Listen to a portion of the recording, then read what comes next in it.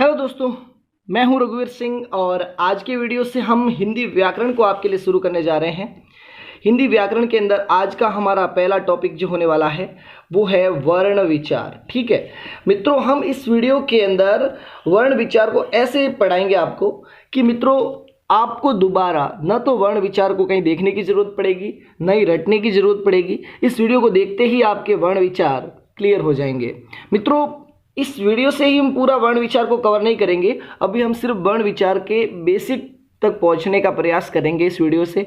तो इस वीडियो को आप देखिए, आगे हमारे आने वाले वीडियो भी देखिए ताकि आपकी हिंदी व्याकरण पूरी कवर हो।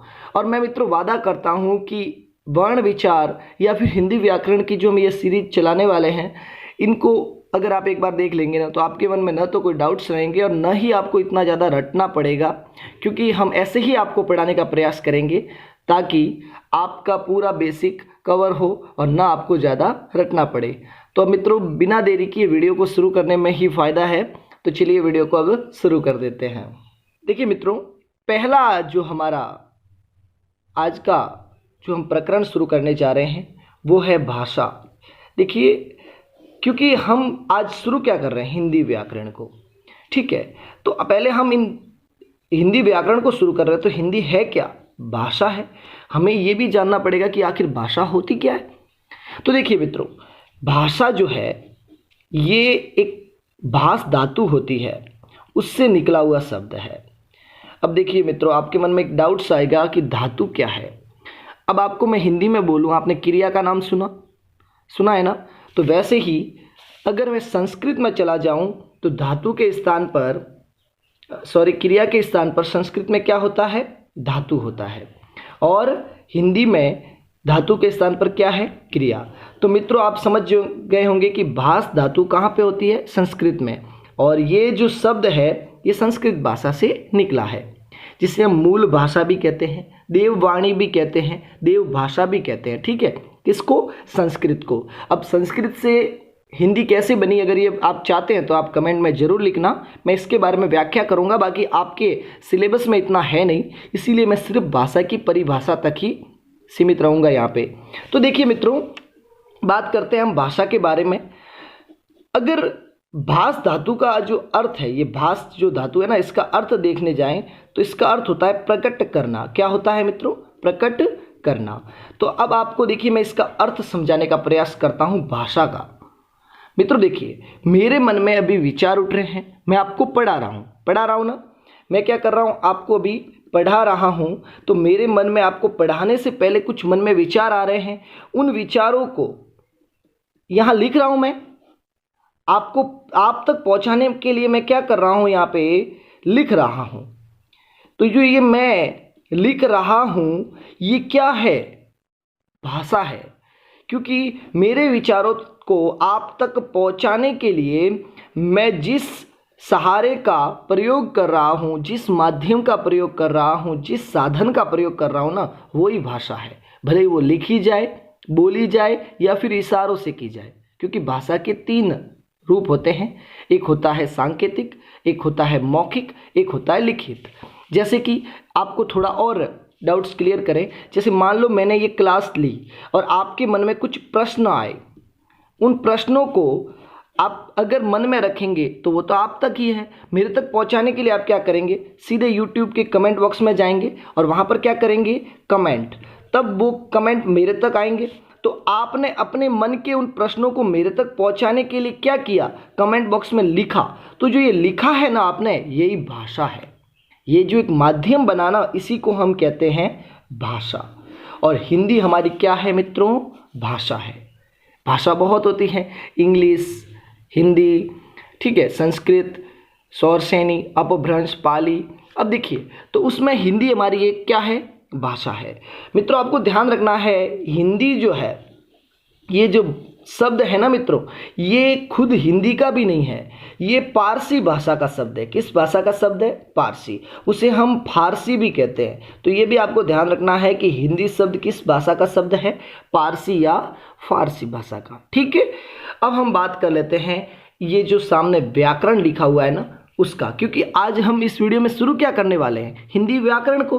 तो चलिए हम पहले शुरू कर देते हैं कि आखिर व्याकरण होता क्या है, उसको समझेंगे और उसके बाद हम अपना टॉपिक और आगे बढ़ाएंगे।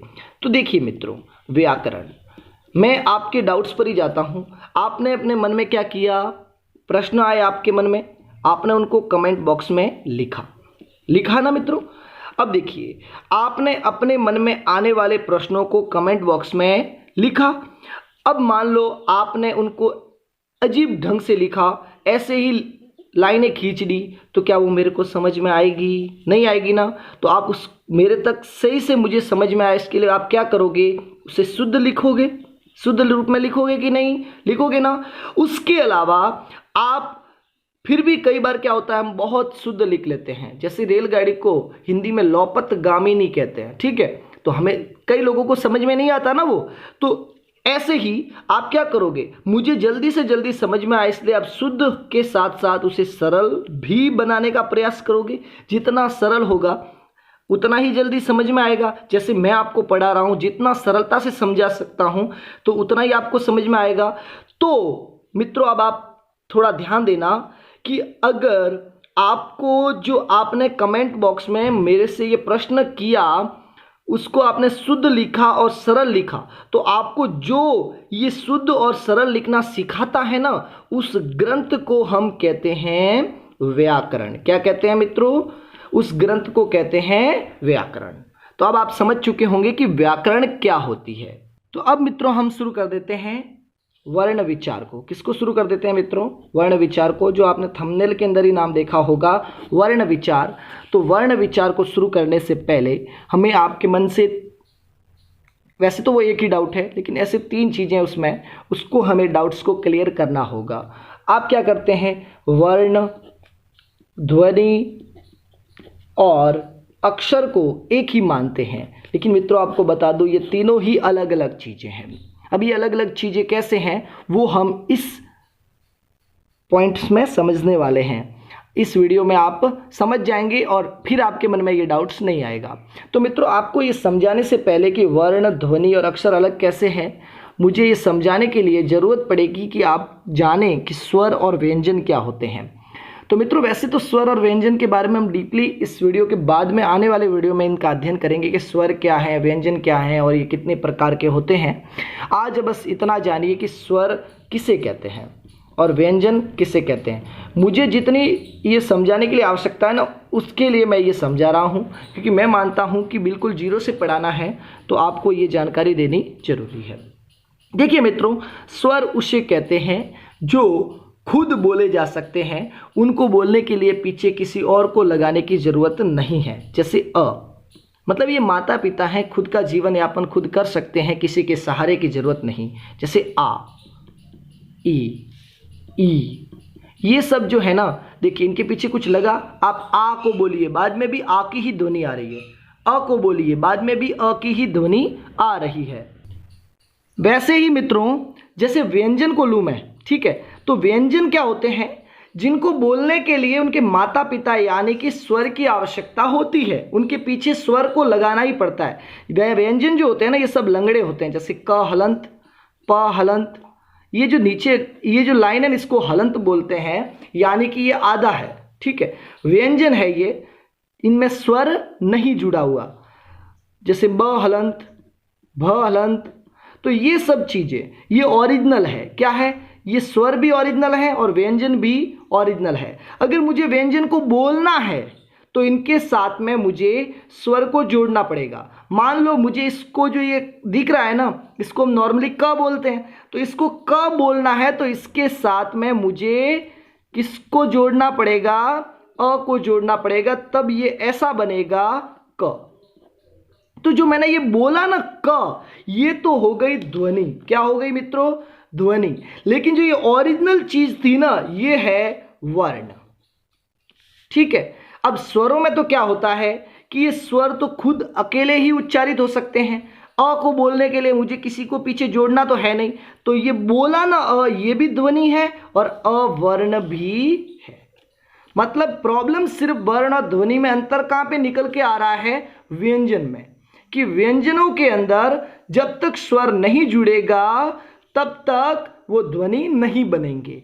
यानी कि इन दोनों में छोटा कौन हो गया? जो पहले ओरिजिनल है वो छोटा है। तो देखिए मित्रों, जब तक व्यंजनों में स्वर जुड़ा तब वो क्या बन गए थे? ध्वनि बन गए थे। तो जब स्वर नहीं जुड़ा था तब पहले वो क्या थे? वर्ण थे ना। तो इसका मतलब वर्ण और ध्वनि में कौन छोटा हुआ मित्रों? वर्ण। क्या हुआ? वर्ण। यानी कि मित्रों भाषा की सबसे छोटी इकाई कौन सी है? वर्ण है। कौन सी है? वर्ण है। अब मित्रों देखिए, मुझे जब अगर क को बोलना है तो देखिए मैं जैसे क बोल रहा हूं तो पीछे अ का उच्चारण आ रहा है ना मित्रों। तो यानी कि ये ध्वनि बन रही है। मैं अगर क को बोलना चाहता हूं तो लंगड़े क को कभी नहीं बोल सकता। यानी कि वर्ण को सिर्फ लिखा जा सकता है, व्यंजन वर्ण को। अगर उसे बोलना है तो अध्वनि लगेगी, यानी कि वो सीधी ध्वनि हो जाएगी। यानी कि मित्रों वर्ण जो होते हैं ये सिर्फ लिखे जा सकते हैं। यदि इनको बोलूंगा तो ये तो ध्वनि बन जाएगी मौखिक रूप में, क्योंकि स्वर ही होते हैं जिनको लिखा भी वैसे ही जाता है और बोला भी वैसे ही जाता है। लेकिन जो व्यंजन होते हैं मित्रों उनमें तो आप देखिए, जैसे हलंत वाले क को यदि बोलना है तो मुझे अध्वनि तो जोड़नी ही, अस्वर तो जोड़ना ही पड़ेगा।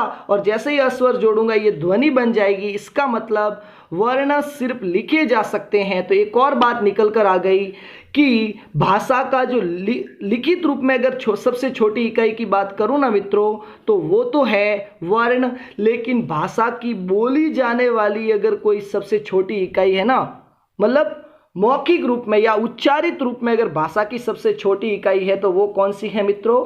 ध्वनि है। तो अब हमारे सामने एक चीज रह गई कि अक्षर क्या होता है। तो मित्रों डाउट्स मैं आपको क्लियर कर दूं, अक्षर किसे कहते हैं? तो अक्षर उसे कहा जाता है जो इसमें सिर्फ एक बार स्वर का प्रयोग होता है। जैसे अ, देखिए मित्रों अ के उच्चारण में सिर्फ एक बार स्वर का प्रयोग हुआ तो ये अक्षर है।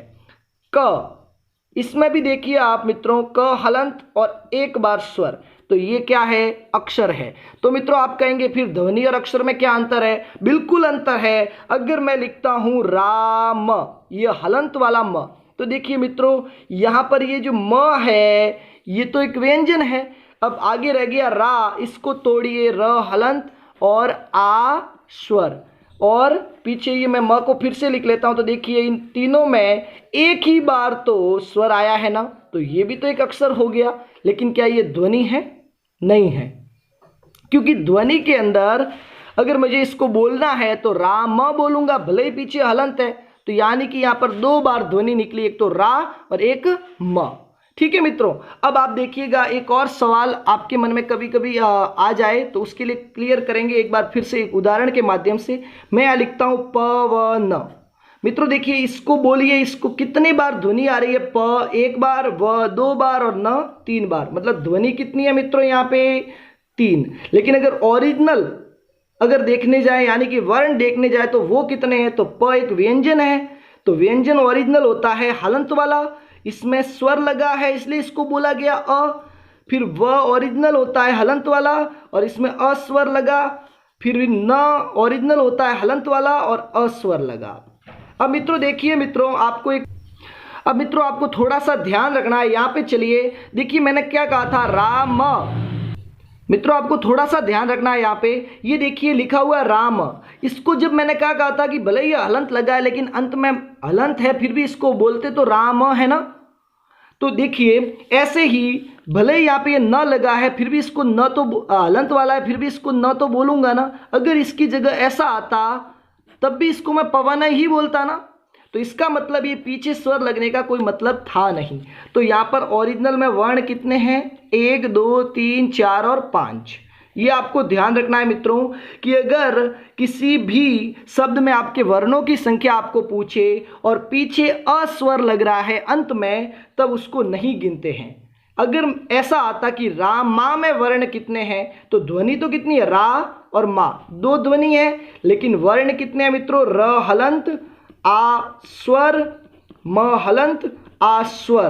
पीछे आ रहा है, अ नहीं आ रहा ना, तो यहाँ पे ये सभी गिने जाएंगे तो 4 वर्ण हैं। तो अब आप मित्रों समझ चुके होंगे कि वर्ण क्या होते हैं, ध्वनि क्या होते हैं और अक्षर क्या होते हैं। मित्रों एक और आपको बता देता हूं, जैसे कि ध्वनि और अक्षर में आप अंतर कर पाएंगे, जैसे ओ म, ठीक है मित्रों। यहां पर ये ध्यान देना, ये ऊ नहीं है, ये 3 है, यानी कि ओ का इतनी बार उच्चारण कर, इतना देर तक उच्चारण करना है कि ओ जैसे 3 बार बोले ना, उतनी देर तक ओ का उच्चारण करना है, ओम, ऐसे, ठीक है। तो ये ऊ नहीं है, कई लोग कहते हैं ओम, ऐसे ये ऊ नहीं है, ये 3 है, ठीक है। अब आप देखिए यहां पर ओ एक बार स्वर आया और म हलंत, यानी कि ये अक्षर है लेकिन ध्वनि नहीं है, क्योंकि ध्वनि तो यहां पर कितनी है, 2 है। तो अब आप समझ चुके होंगे कि ध्वनि क्या होती है और अक्षर क्या होते हैं। हम एक और उदाहरण ले लेते हैं तो आपका पूरा कंफ्यूजन दूर हो जाएगा। जैसे कि मैं यहां पर एक उदाहरण ले लेता हूं, पात, ठीक है। अब यहां पर आप देखिए प हलंत, आ स्वर और त हलंत, यानी कि ये भी ओरिजिनल व्यंजन है, ये भी ओरिजिनल व्यंजन है, स्वर सिर्फ एक बार आया है तो ये अक्षर है, ठीक है। लेकिन यहां ध्वनि कितनी है, 1 ध्वनि 2 ध्वनि। वर्ण कितने हैं, 1 वर्ण 2 वर्ण 3 वर्ण, वर्ण 3 ध्वनि 2 और अक्षर 1। तो ये आप समझ चुके होंगे कि अक्षर क्या होता है, व्यंजन ध्वनि क्या होती है और वर्ण क्या होते हैं। तो मित्रों अब हम आगे बढ़ते हैं। अब हम बात कर लेते हैं स्वर की। वर्ण को मित्रों आप देखिएगा, वर्ण को 2 भागों में बांटा गया है, एक होता है स्वर, एक होता है, और मित्रों एक होता है व्यंजन, ठीक है। अब आप देखिए वर्ण जो होता है ना, इसी में सब ओरिजिनल चीजें आती है ना, इसीलिए इसके 2 भाग हैं, एक है स्वर, एक है व्यंजन। तो आज के वीडियो में हम शुरू करने वाले हैं स्वर के बारे में। किसके बारे में, स्वर के बारे में। तो देखिए स्वर, हिंदी में स्वरों की संख्या कितनी है मित्रों, 11 है। कितनी है, 11 है। अब कई लोग इसको 10 कहते हैं, वो क्यों कहते हैं, और संस्कृत में 13 स्वर हैं, उनके बारे में भी हम पूरा पढ़ेंगे। तो देखिए हिंदी में 10 स्वर कौन कौन से हैं, एक है अ, एक है आ, एक है ई, एक है बड़ी ई, एक है ऊ, एक है बड़ा ऊ, और फिर री जो छोटी री जो होती है ना वो, फिर ए, आई, ओ और आउ। ये 11 स्वर हिंदी में होते हैं मित्रों। ये छोटी री संस्कृत से आई है और ये हिंदी में होती है। मित्रों आपको ध्यान रखना है, संस्कृत में 13 स्वर होते हैं, उसमें री का जो बड़ा रूप, बड़ी री जो होती है ना वो, और एक होता है री जिसका बड़ा रूप नहीं होता, दीर्घ रूप नहीं होता इस री का, वो भी आते हैं। तो ये संस्कृत में एक्स्ट्रा होते हैं, लेकिन हिंदी में ये दोनों नहीं हैं। अब बात करते हैं कि हिंदी में कुल स्वरों की संख्या कितनी है, 11। और प्रश्न में अगर आपके आता है तब भी आप 11 ही करोगे, लेकिन मित्रों ध्यान रखो 10 स्वर कहने वालों का भी बात सही कैसे है। अब आप देखिए अ को बोलो, आ को बोलो, आप इनको बोलिए, आ को बोलते हैं तब भी आ का ही उच्चारण आता है, ई को बोलो तब भी ई का ही आता है, लेकिन इसको बोलो आप री, तो कैसा आता है, छोटे र के आगे मतलब छोटे ई की मात्रा जुड़ी, मतलब अगर इसको मैं तोड़ूं तो कुछ ऐसा लग रहा है, ये देखो ऐसा लग रहा है ना।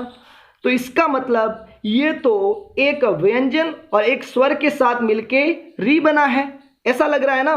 तो इसका मतलब ये तो एक व्यंजन वर्ण है, स्वर है ही नहीं, इसीलिए कई लोग इसको अभी वर्तमान में मूल स्वरों में नहीं गिनते हैं, ठीक है।